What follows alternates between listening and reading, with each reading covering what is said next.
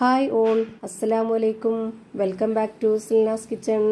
ഇന്നത്തെ റെസിപ്പി നല്ല അടിപൊളി നൈസ് ആയിട്ടുള്ള പത്തിരിയുടെ റെസിപ്പിയാണ്. റവ വെച്ചിട്ടാണ് നമ്മൾ ഈ ഒരു പത്തിരി തയ്യാറാക്കി എടുത്തിട്ടുള്ളത്. എത്ര കഴിച്ചാലും മടുക്കാത്ത, അതുപോലെ തന്നെ ഏത് കറികളുടെ കൂടെ വേണമെങ്കിലും കഴിക്കാവുന്ന നല്ല സോഫ്റ്റ് ആയിട്ടിരിക്കുന്ന ഒരു അടിപൊളി നൈസ് പത്തിരിയാണ്. അപ്പോൾ ഇതെങ്ങനെയാണ് തയ്യാറാക്കുന്നതെന്ന് അറിയാനായിട്ട് വീഡിയോ സ്കിപ്പ് ചെയ്യാതെ മുഴുവനായിട്ടൊന്ന് കണ്ടു നോക്കണേ. റെസിപ്പിയിലോട്ട് കടക്കുന്നതിന് മുമ്പായി സിൽനാസ് കിച്ചൺ ചാനൽ ആദ്യമായിട്ട് കാണുന്നവരാണെങ്കിൽ പ്ലീസ് ഒന്ന് സബ്സ്ക്രൈബ് ചെയ്തേക്കണേ. ഒപ്പം തന്നെ ഈ വീഡിയോസ് നിങ്ങൾക്ക് ഇഷ്ടപ്പെടുകയാണെങ്കിൽ ഒരു ലൈക്ക് ചെയ്ത് ഷെയർ ചെയ്ത് സപ്പോർട്ട് ചെയ്യാനും മറക്കരുത്. ഇനി നമുക്ക് ഇതെങ്ങനെയാണ് തയ്യാറാക്കുന്നതെന്ന് നോക്കാം. ഇതിനായി ആദ്യം തന്നെ സ്റ്റൗവിലേക്ക് ഒരു പാൻ വെച്ചു കൊടുത്ത് ഫ്ലെയിം ഓൺ ആക്കി കൊടുത്തിട്ടുണ്ട്. ഇനി ഇതിലേക്ക് വെള്ളം ഒഴിച്ചു കൊടുക്കാം. 250 ml കപ്പിന്റെ അളവിൽ 1.25 കപ്പ് വെള്ളമാണ് ഞാൻ ഇതിലേക്ക് ഒഴിച്ചു കൊടുക്കുന്നത്. ഇനി ഇതിലേക്ക് ആവശ്യത്തിനുള്ള ഉപ്പിട്ട് കൊടുത്തതിന് ശേഷം സൺഫ്ലവർ ഓയിൽ കൂടി ഒഴിച്ചു കൊടുക്കുന്നുണ്ട്. അപ്പോൾ നമ്മുടെ മാവ് നല്ല സോഫ്റ്റും മയമായിട്ട് കിട്ടും.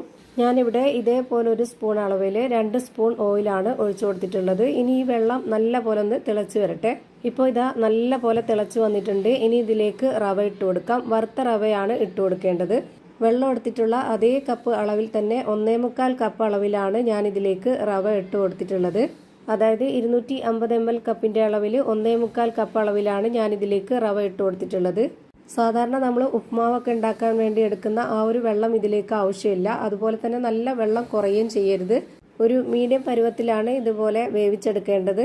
ഞാനിപ്പോൾ ഒരു സ്പാച്ച് കൊണ്ട് ഇതുപോലെ നന്നായിട്ട് ഇളക്കി യോജിപ്പിച്ച് കൊടുത്തിട്ടുണ്ട്.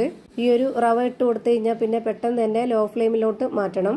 ഒരു 1.5 മിനിറ്റ് മാത്രം ഇതൊന്ന് വേവിച്ചെടുത്തതിന് ശേഷം നമുക്ക് ഇതിന്റെ ഫ്ലെയിം ഓഫ് ചെയ്ത് കൊടുത്തിട്ട് ഇത് കുഴച്ചെടുക്കാൻ പാകത്തിനുള്ള ഒരു പാത്രത്തിലേക്ക് ഇട്ട് കൊടുക്കണം. എന്നിട്ട് ആ ഒരു ചൂടോടെ തന്നെ നമ്മളിത് നല്ലപോലെ കുഴച്ചെടുക്കണം. നമ്മുടെ കൈ നല്ലപോലെ ചൂടാവുന്നത് കൊണ്ട് കുറച്ച് ഇതുപോലെ വെള്ളം 2 പിടി ഒഴിച്ചു കൊടുത്തതിന് ശേഷം നമുക്ക് ഇത് കുഴച്ചിട്ടെടുക്കാം. ഇത് കുഴച്ചെടുത്തുകൊണ്ടിരിക്കുമ്പോൾ കയ്യിൽ നല്ലപോലെ ചൂടാവുന്നുണ്ടെന്നുണ്ടെങ്കിൽ കുറച്ചൊന്ന് വെള്ളത്തിൽ കൈ മുക്കിയെടുക്കാവുന്നതേ ഉള്ളൂ. ചൂടോടെ തന്നെ കുഴച്ചെടുത്താലേ നല്ല കറക്റ്റ് പരുവത്തിന് നല്ല സ്മൂത്ത് ആയിട്ട് കിട്ടുള്ളൂ.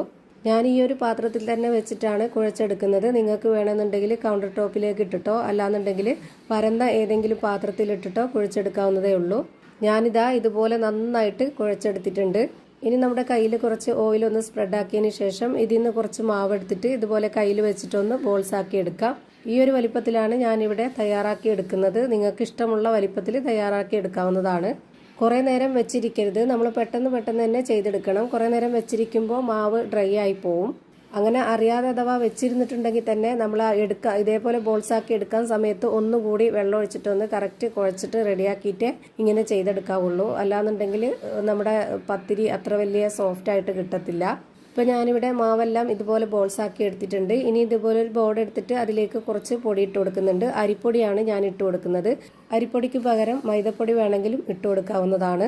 ഇനി നമ്മൾ അധികം അമർത്തി കൊടുക്കാതെ നല്ല നൈസായിട്ട് ഇതുപോലെ ഒന്ന് പരത്തിയെടുക്കണം. എത്രത്തോളം പരത്തിയെടുക്കാൻ പറ്റുന്നോ അത്രയും നന്നായിട്ട് വലിച്ച് പരത്തിയെടുക്കുക. ഇനി വക്ക് മൂർച്ചയായിട്ടുള്ള ഏതെങ്കിലും ഒരു അടപ്പ് വെച്ചിട്ട് ഇതുപോലെ ഒന്ന് കട്ട് ചെയ്തെടുക്കാം. അപ്പോൾ ഇതിൻ്റെ വക്കൊക്കെ നന്നായിട്ട് വൃത്തിയായിട്ട് കിട്ടുകയും ചെയ്യും. അതുപോലെ കാണാനും നല്ല ഭംഗിയുണ്ടാവും. കട്ട് ചെയ്തെടുത്തിട്ടുള്ള ബാക്കി ഭാഗം നമുക്ക് പിന്നെയും അതൊന്ന് ബോൾസാക്കി എടുക്കാവുന്നതേ ഉള്ളൂ. ബാക്കി വരുന്ന എല്ലാ മാവും കൂടെ ഒന്നിച്ചൊന്നുകൂടെ കുഴച്ചിട്ട് ഇതുപോലെ തന്നെ റെഡിയാക്കി എടുക്കാം. ഇപ്പം ഞാനിത് എത്രത്തോളം നൈസായിട്ടാണ് ഇരിക്കുന്നത് എന്നുള്ളത് കയ്യിലെടുത്ത് കാണിച്ചു തരാം. ഇപ്പോൾ അത് കണ്ടില്ലേ, നല്ല നൈസായിട്ട് സോഫ്റ്റ് ആയിട്ട് ഇരിക്കുകയാണ്.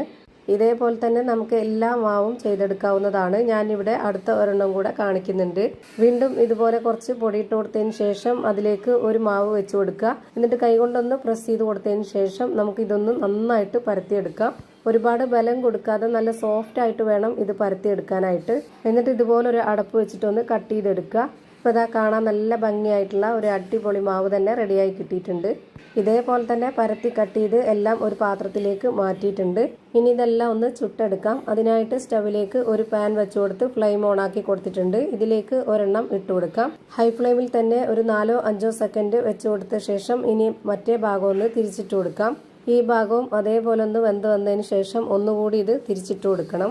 ആദ്യം തന്നെ ഇത് വേവിച്ചെടുത്ത മാവായതുകൊണ്ടും അതുപോലെ ഇത് നൈസായിട്ട് പരത്തിയെടുത്തതുകൊണ്ടും പെട്ടെന്ന് തന്നെ വെന്ത് കിട്ടും. ഇപ്പോൾ ഇതാ തിരിച്ചിട്ട് കൊടുത്തിട്ട് നമ്മൾ ഇതുപോലെ ഒന്ന് അമർത്തി കൊടുത്താൽ ഇത് നന്നായിട്ട് പൊള്ളി വരും. ഇനി ഇതൊന്നുകൂടി തിരിച്ചിട്ട് കൊടുക്കുന്നുണ്ട്. ഈ ഒരു ഭാഗം വെന്ത് കിട്ടിയ പോലെ തന്നെ ഇനി ആ ഭാഗം കൂടി ഒന്ന് വേവാനുണ്ട്. ഇത് ചുട്ടെടുക്കുമ്പോൾ നമുക്ക് ഭയങ്കര സോഫ്റ്റ് ആയിട്ടൊന്നും തോന്നില്ല. ചൂടാറി കഴിഞ്ഞാൽ നല്ല സോഫ്റ്റ് ആയിട്ടാണ് ഇരിക്കുക.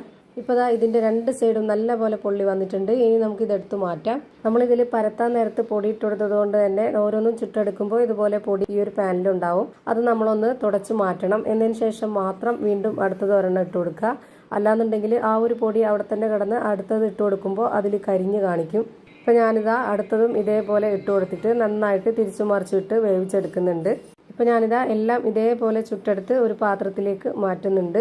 ഇനിയിപ്പോൾ ഇതാ ചൂടാറിയതിന് ശേഷമുള്ളത് ഞാൻ കാണിച്ചു തരാം. നല്ല സോഫ്റ്റ് ആയിട്ടാണ് ഇപ്പോൾ ഇത് കിട്ടിയിട്ടുള്ളത്. നല്ല ടേസ്റ്റുമാണ് കഴിക്കാനായിട്ട്. ഏത് കറികളുടെ കൂടെ വേണമെങ്കിലും കഴിക്കാവുന്നതാണ്. ഇനി ഇതൊന്ന് കീറി കാണിച്ചു തരുന്നുണ്ട്. ഇതിൻ്റെ അകമൊക്കെ നിങ്ങൾക്ക് കാണുമ്പോൾ തന്നെ മനസ്സിലാവുന്നുണ്ടാവും. അപ്പോൾ ഇത്രയേ ഉള്ളൂ ഇന്നത്തെ വീഡിയോ ഇഷ്ടമായാൽ ലൈക്ക് ചെയ്യാനും കമൻറ്റ് ചെയ്യാനും ഷെയർ ചെയ്യാനും മറക്കരുത്.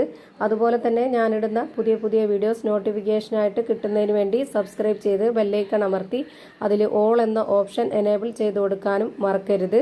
പുതിയൊരു വീഡിയോയുമായി വീണ്ടും വരും. Thank you for watching.